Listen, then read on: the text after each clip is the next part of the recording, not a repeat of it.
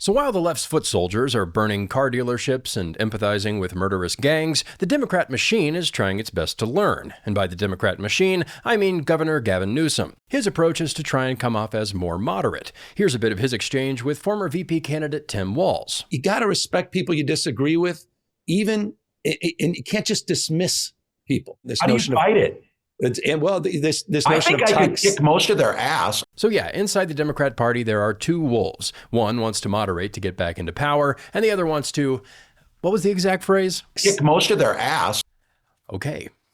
But Walz also says he's trying to learn. He's doing town halls across America, along with Bernie Sanders and AOC. They're going to heavy red districts trying to figure out why they didn't get votes there. At least that's what they said they were going to do. Walz is calling it his I Told You So tour. Though I think he should have named the tour after one of his famous quotes, perhaps the Knucklehead at Times tour or the Friends with School Shooters tour. Keep the brainstorm going.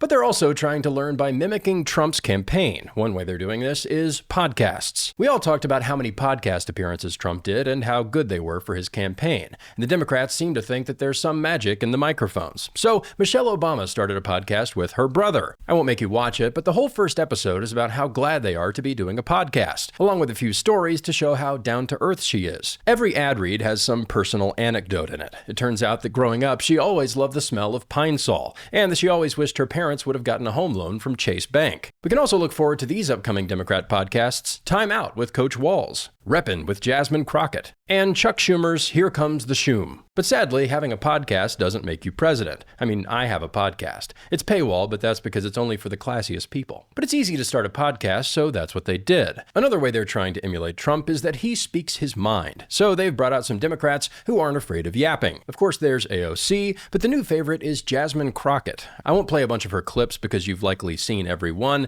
but let's just say that when Trump speaks his mind, it's a little different than when she speaks hers. Really, it's all just one big post hoc fallacy. Trump did X, then he became president, so I'll do X too. The problem is you can't out-Trump Trump. Just ask Ron DeSantis. But people like DeSantis because of who he is and what he's done. On the other hand, giving us more access to the inner thoughts of Democrats is either going to be embarrassing for them or it will just be more sanitized nonsense. But really, all this imitation shows that they don't have a distinct personality, as if we didn't have enough evidence for that already.